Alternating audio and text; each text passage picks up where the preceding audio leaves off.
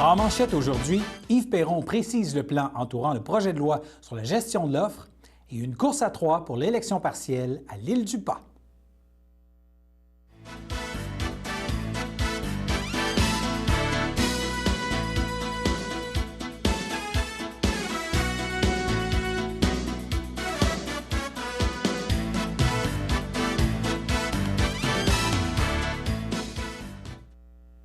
Alors bonjour mesdames, messieurs, mon nom est François Robert et bienvenue à votre bulletin d'information régionale du lundi 2 mars.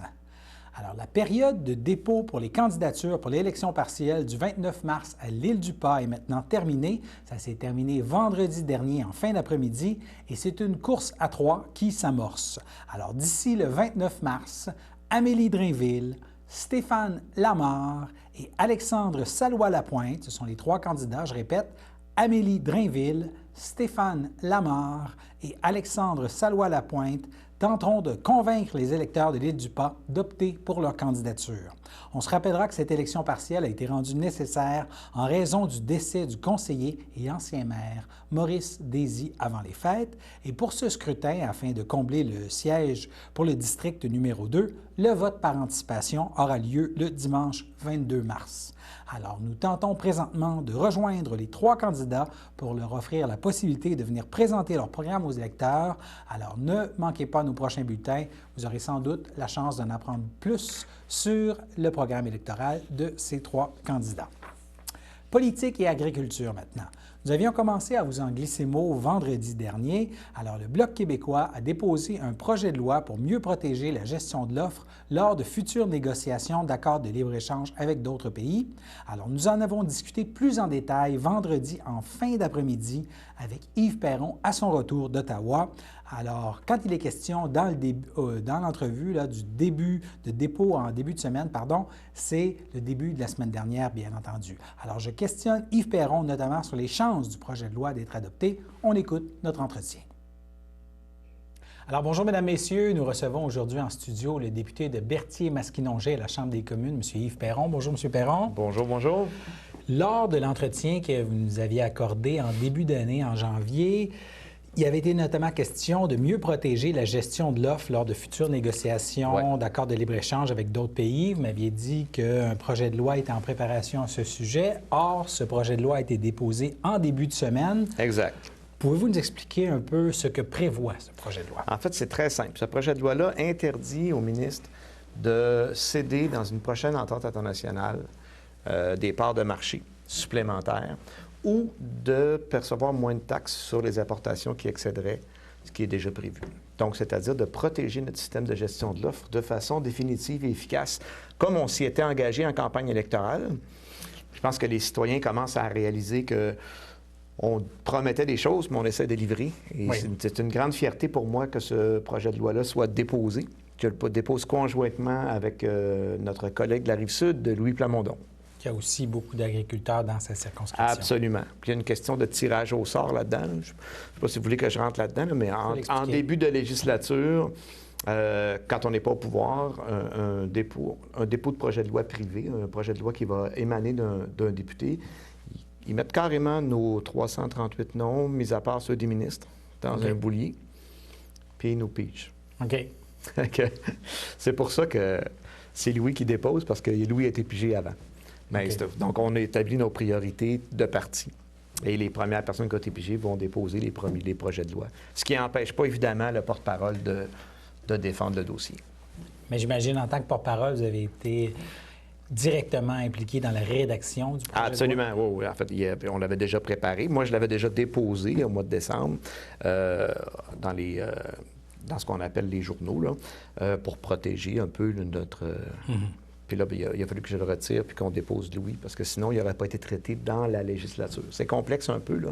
Mais ce qu'on veut, évidemment, quand on dépose un projet de loi, c'est pas juste faire des nouvelles puis dire « Je suis bon, j'ai déposé un projet de loi à mon nom », puis qui ne sera jamais traité parce que ton tour de rôle est trop loin. Ce qu'on veut, c'est que le projet de loi soit traité.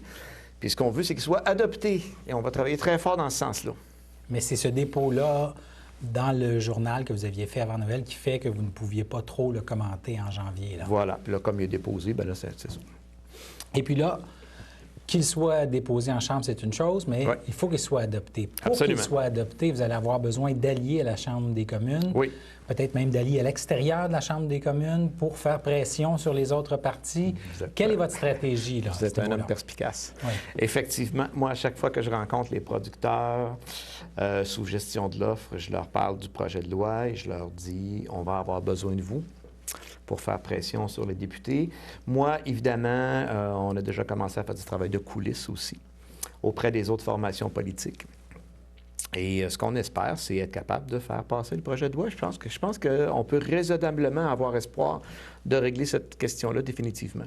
Parce que vous savez, il y a encore des enjeux qui s'en viennent, là. Il y a le Brexit. Il y a un risque. Puis le Parti libéral qui est au pouvoir nous promet « Inquiétez-vous pas, on ne donnera rien ». Mais est-ce qu'on a déjà entendu ça dans le passé? La réponse est oui. Et est-ce qu'ils ont donné des parts de marché? La réponse est oui. Donc, dans le fond, la confiance n'est plus là. C'est pour ça qu'on veut instaurer ça par système de loi. Est-ce que, par exemple, au niveau du NPD, il y a eu des discussions assez avancées? Est-ce qu'ils se sont engagés à vous appuyer là-dessus? Écoutez, on est encore au début des démarches, mais je sens une très belle ouverture. Moi, j'ai posé la question directement en Chambre là, lors de débats en début de session, justement, au chef du NPD. Ouais. Il m'a répondu qu'il était très favorable. Et les gens chez les conservateurs semblent l'être aussi. Fait que d'après moi, en tout cas, il va falloir qu'ils se trouvent une bonne raison là, pour ne pas embarquer avec nous. Puis, si nos agriculteurs embarquent avec nous dans le mouvement et contactent leurs députés, ça peut faire aussi une différence. Fait que l'idée, c'est de travailler en équipe pour les gens. Moi, je le dis souvent, la période électorale, là, est finie. Là, c'est le temps de se parler entre nous, Oui. puis travailler pour le vrai monde. Puis la gestion de l'offre, c'est fondamental dans notre modèle d'occupation du territoire. Il faut qu'on réalise tout l'impact économique que ça a. Puis souvent, les gens vont avoir l'impression, mais ça protège juste les producteurs de poulet, les producteurs d'œufs, les producteurs laitiers. Oui, mais il y a beaucoup d'impacts secondaires. Tous les fournisseurs de ces gens-là ont une sécurité financière qui vient avec ça. Toute l'occupation dynamique, si on enlève ça, là, c'est les fermes qui se vendent, qui deviennent de plus en plus grosses, puis des villages qui meurent. Oui. C'est notre nourriture aussi. Écoute, je pourrais vous parler pendant une journée complète sur la gestion de l'offre. Je me retiens, là. Mais c'est fondamentalement, c'est très, très important. Puis on en parle. Moi, j'en parle personnellement en campagne depuis 2015, mais je suis convaincu de ça de longue date. Et il faut que les brèches cessent. Vous avez abordé le NPD, les conservateurs, du côté des libéraux. Est-ce qu'il y a eu des discussions? Est-ce qu'il y a des gens Bien sûr, qui j'ai eu des rencontres avec la ministre. J'ai eu une rencontre avec la ministre Bibeau directement.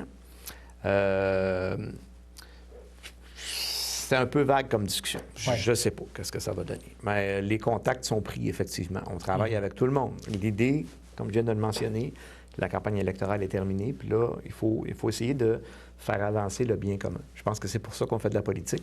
À la limite, est-ce que vous pourriez demander qu'il y ait un vote libre de façon à ce que peut-être certains députés libéraux pourraient voter pour et d'autres contre? C'est pas une mauvaise idée. Oui.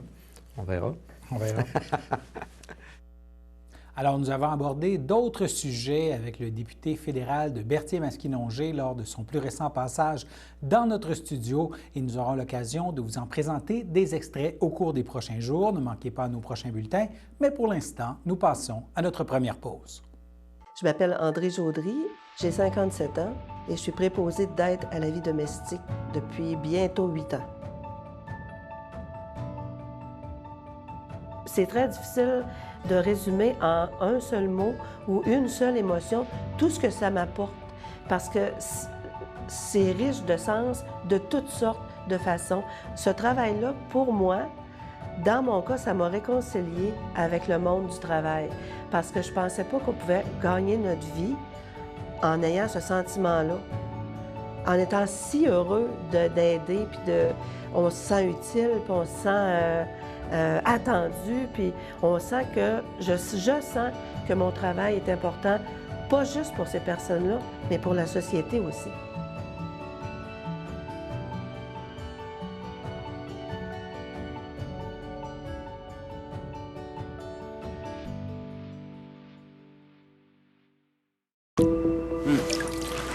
Oh, mon homme. Hey. Qu'est-ce que tu fais là? Ben non. Pourquoi t'as fait ça? Écoute-tu! Écoute! Calme-toi! Toi, calme-toi! Fais-tu exprès? Contre la violence conjugale, on doit tous intervenir. Le samedi matin, dès 9h30, nos téléspectateurs sont invités au Super Bingo télévisé diffusé de nos studios de Berthierville.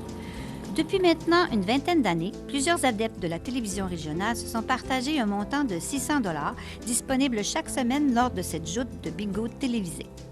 Un animateur et 3 bénévoles se succèdent à la caméra dans le but de vous faire passer une petite heure agréable et payante le samedi matin.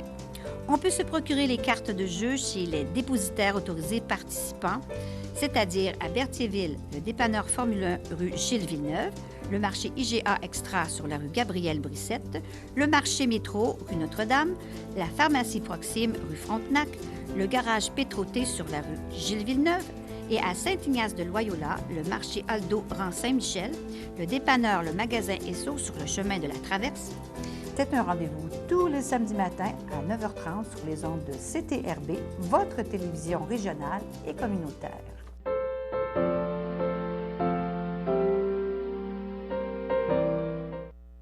Alors, au chapitre des anniversaires pour ce lundi 2 mars, la FADOC de l'Île-du-Pas souhaite un joyeux anniversaire à Lucie Martel et Monique Poulain, tandis que l'âge d'or de Lanoret souligne l'anniversaire aujourd'hui de Jean-Guy Bonin. Alors, c'était les anniversaires du jour. Sport maintenant. Samedi dernier, il y avait une course de canot sur le fleuve entre Sorel et Saint-Ignace de Loyola. Ma collègue Danielle Yvon a capté quelques images et voici quelques informations concernant le classement. Dans la catégorie élite ouvert, c'est l'équipe Le Château Frontenac-Le Soleil qui a terminé en première position, suivi de l'équipe Volvo et de l'équipe KSA Avocat Innovex. Tandis que dans la catégorie élite femmes, c'est Bota Bota en première position, Glenn Lausier, Jack Wolfskin, les commanditaires de deuxième équipe, et Citraco Bistro B, la troisième équipe, tandis que dans la catégorie élite mixte, en première position, les Draveurs de Montréal, en deuxième position, les Craquants, et en troisième position, Blackstone Pub et Grill. Alors, c'était pour ce qui est de la course qui avait lieu samedi sur le fleuve entre Sorel et Saint-Ignace de Loyola. Maintenant, la sécurité sur la ferme est un enjeu de taille. Chaque année, il y a des agriculteurs et des travailleurs agricoles qui subissent d'importantes blessures sur leur lieu de travail et de nombreux décès sont déplorés. Ma collègue Danielle Yvon en a discuté avec Michel Dubois, qui est conseiller senior en santé et sécurité au travail et formateur.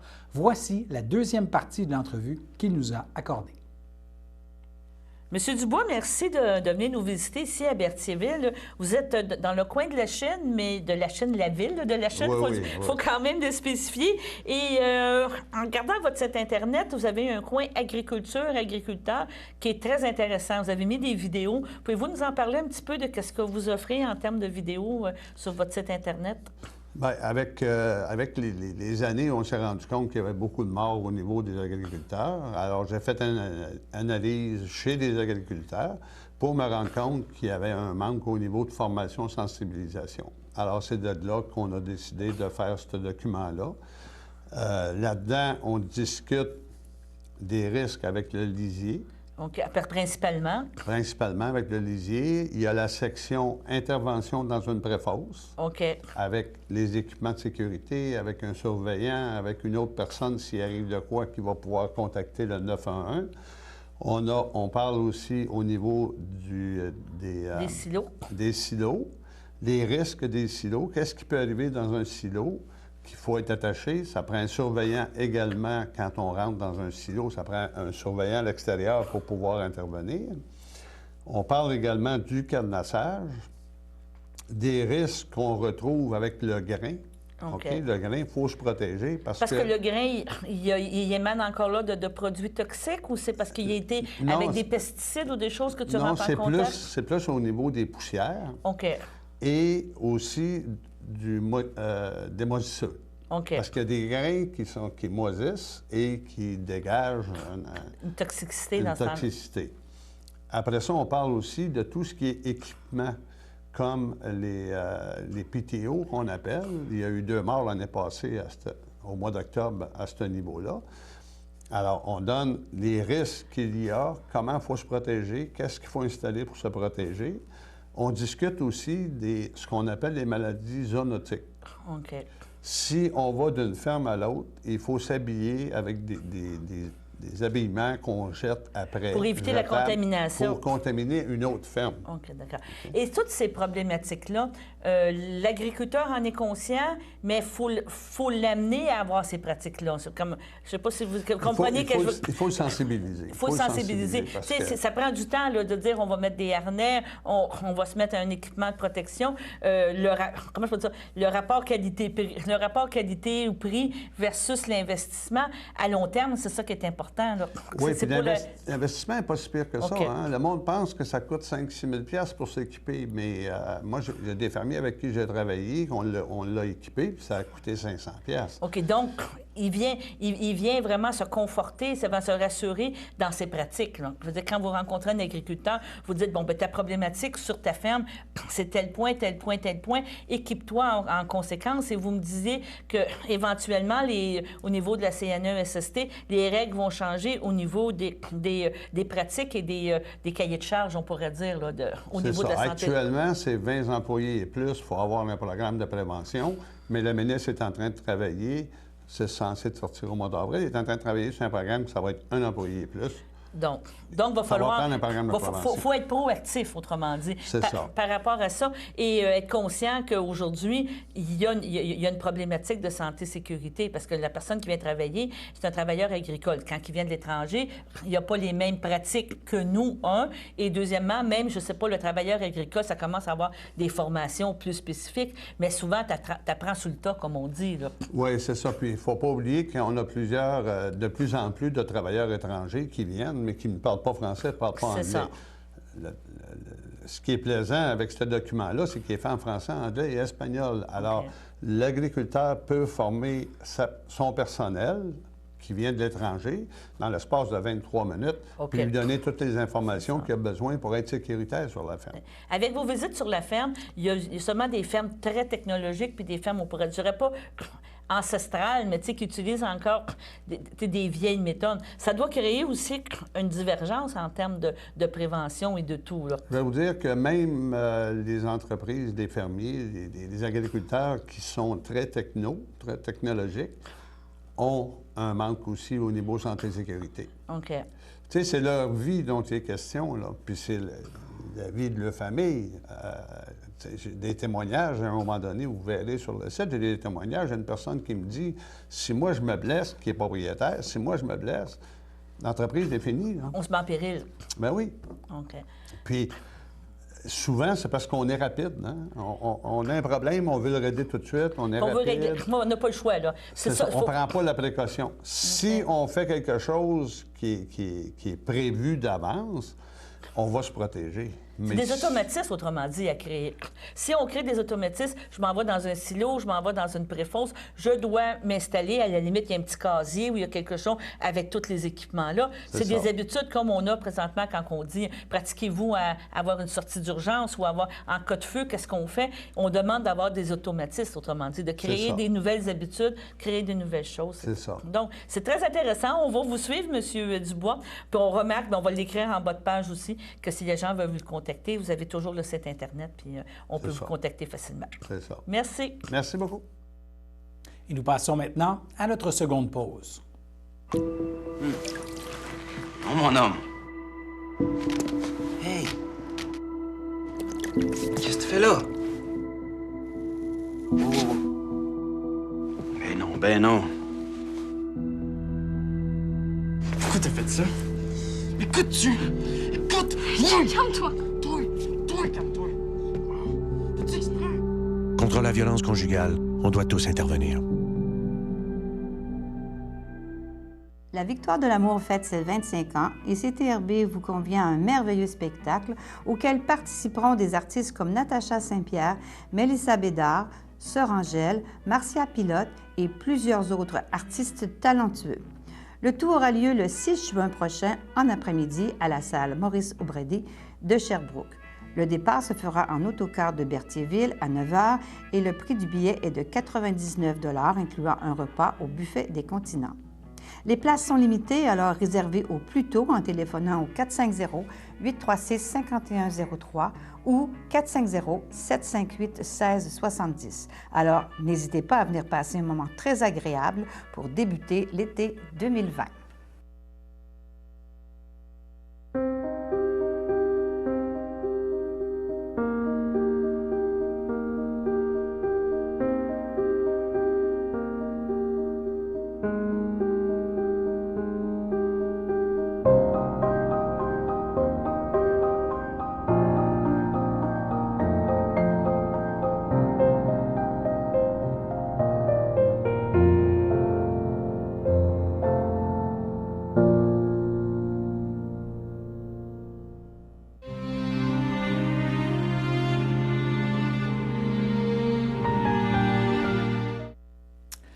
L'hôpital Sainte-Justine de Montréal, le 16 février, à l'âge de 18 ans, est décédée Annie-Claude Mondor, fille de Nancy Ferland et de Patrick Mondor, demeurant à Saint-Gabriel de Brandon. Elle laisse dans le deuil, outre ses parents, son frère Alexandre Mondor, sa grand-mère maternelle Lise Guénette, feu Réginald Ferland, ses grands-parents paternels Michel Gravel et Roland Mondor, de même que ses oncles, tantes, neveux, nièces et autres parents et plusieurs amis, ainsi que sa deuxième famille de l'hôpital Sainte-Justine, auprès de qui elle a obtenu de bons soins pendant près de 14 ans. La famille accueillera parents et amis le vendredi 6 mars de 19 à 22 heures et le samedi dès 11 heures au complexe funéraire F. Thériault du 741 rue Notre-Dame à Berthierville et suivra un hommage à la vie qui sera célébré à la chapelle du complexe le samedi à compter de 14h30. À Joliette, le 23 février, à l'âge de 72 ans, est décédé M. Serge Saint-Pierre, conjoint de Claire Paradis, de Saint-Gabriel de Brandon. Il laisse dans le deuil, outre son épouse, son fils, Éric Saint-Pierre et sa conjointe Karine Lamarre, ses petits-enfants Louis et Charlotte, de même que ses frères et sœurs, beaux-frères et belles-sœurs, Éloi Saint-Pierre et sa conjointe Carmen Lambert, Robert Saint-Pierre et sa conjointe Micheline Turcotte, Yves Saint-Pierre et sa conjointe Danielle Lambert, Louise Saint-Pierre, feu Normand Gilbert, Francine Saint-Pierre, Daniel Saint-Pierre et sa conjointe Jeanne Lambert, Gilles Saint-Pierre et sa conjointe Linda Allary, Pierre Paradis et sa conjointe Colette Desaillés, Lisette Paradis et son conjoint Alain Geoffroy, Michel Paradis et sa conjointe Jeanne Desjardins, ainsi que plusieurs neveux, nièces et autres parents et amis. La famille vous accueillera le dimanche 8 mars dès 9 h au 741 rue Notre-Dame à Berthierville, où une cérémonie aura lieu le jour même à 11h30 en la chapelle du complexe. Maintenant, à son domicile, le 24 février, à l'âge de 64 ans, est décédée Mme Jocelyne Lassalle, épouse de Guy Lévy, demeurant à Joliette. Elle laisse dans le deuil, outre son époux, ses enfants, José Pilon et son conjoint Stéphane Robillard, Ghislain Pilon et sa conjointe Mélanie Gervais, Mélanie Pilon et son conjoint Kevin Lane, Fanny Lévy et son conjoint François Robillard, Manuel Lévy et sa conjointe Emmanuela Robillard, de même que ses petits-enfants Zach et Zoé Robillard, Charles, Mélodie, Guillaume et Marielle Pilon, de même que ses arrière-petits-enfants Hugo et Amy Lane, Joémie, Olivier et Delphine Robillard, de même que ses frères et leurs conjointes, Charles Lassalle et sa conjointe Sonia Maric, Michel Lassalle et sa conjointe Martine Bellé, Robert Lassalle, Claude Lassalle et sa conjointe Sylvie Robillard, Mario Lassalle et sa conjointe Céline Grégo, de même que ses beaux-frères et sa belle-sœur Mario, Sylvain, Alain et Guylaine Lévy, ses tantes, son oncle, ainsi que plusieurs neveux, nièces et autres parents et amis. La famille vous accueillera le samedi 14 mars dès 10h30 au complexe funéraire F. Thériault du 741 rue Notre-Dame à Berthierville et suivra une liturgie à la chapelle du complexe à compter de 14h30. Au CHSLD Alphonse Rondeau de Lanoraie le 25 février, à l'âge de 86 ans, est décédée Mme Claire Denis, épouse de feu Guy Bocage, demeurant à Lanoraie et native de Berthierville. Elle laisse dans le deuil ses enfants, Christiane Bocage, Carole Bocage et son conjoint Gaston Barrette, Gilles Bocage, de même que ses petits-enfants, Frédéric et sa conjointe Joanie Laprade, Alexandre, Olivier et sa conjointe Sophie Gervais, de même que ses arrière-petits-fils Samuel et Ludovic, son frère Bernard et sa sœur Danielle Denis, ainsi que plusieurs neveux, nièces et autres parents et amis. La famille vous accueillera le samedi 21 mars, dès 12h30, au complexe funéraire Efterio du 741 rue Notre-Dame à Berthierville et suivra une liturgie à la chapelle du complexe funéraire à 14h30. Et Mme Denis sera inhumée au cimetière de Berthierville. Au CHDL de Saint-Charles-Borromée, le 26 février, à l'âge de 82 ans, est décédé M. Pierre Turcotte, époux de feu Marie-Claire Garceau, demeurant à Sainte-Geneviève-de-Berthier. Il laisse dans le deuil ses fils, Daniel Turcotte et sa conjointe Mylène Latendresse, André Turcotte et sa conjointe Sylvie Farley, de même que ses 5 petits-enfants, Guillaume et sa conjointe Émilie Massé, Viviane, Myriam et son conjoint Charles Hubert, Sébastien et Maude, et ses 3 arrière-petits-enfants, Anna, Noélie et Louis, de même que son frère et ses sœurs, ses beaux-frères et belles-sœurs, Louis Turcotte, Lise Turcotte-Gauthier et son conjoint Gilles Désiel, Monique Turcotte et son conjoint André Couture, Raymond Poulain, feu Claire Turcotte, Diane Vincent, feu Gérard Turcotte, Colette Bergeron, feu Jean Turcotte, ainsi que plusieurs neveux, nièces et autres parents et amis. La famille vous accueillera parents et amis le samedi 14 mars dès 13h en l'église Sainte-Geneviève où suivront les funérailles à 14h et M. Turcotte sera inhumé au cimetière de Berthier à une date ultérieure. Et nous passons maintenant à la météo.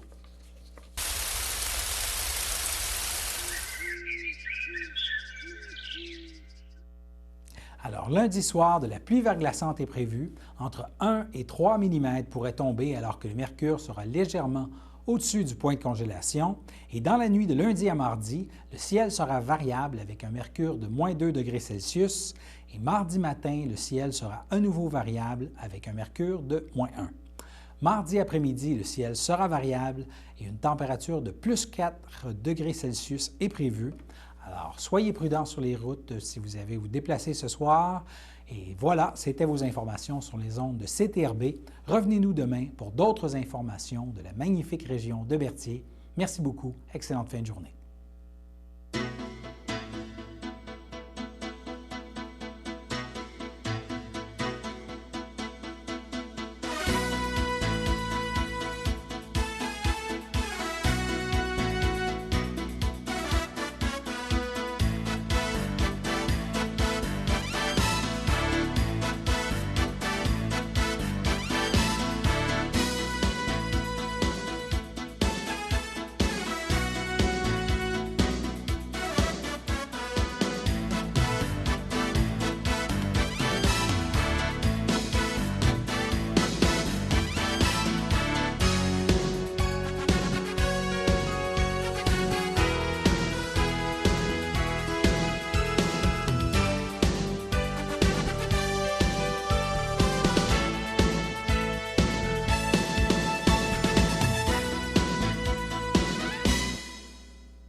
Sachez que vous pouvez nous faire part de vos commentaires, soit pour une annonce gratuite sur notre babillard ou toute autre suggestion en nous rejoignant par téléphone au 450-836-5103, 450-836-5103, ou bien par courriel tvcberthierville@hotmail.com, sur Facebook en écrivant Facebook CTRB. Et surtout, n'hésitez pas à visiter notre chaîne YouTube afin d'y retrouver une grande partie de notre programmation sur YouTube CTRB. Les émissions sont classées par catégorie, vous permettant de chercher moins longtemps. Vous pouvez aussi cliquer sur le rectangle rouge « S'abonner » pour être à l'affût des dernières émissions enregistrées. Hey, Valérie, c'est une petite fille enjouée, qui aime être avec les autres, chaleureuse. Elle aime beaucoup apprendre. Une vache, c'est quoi en anglais? Cow. Puis en espagnol? Vaca. Oui.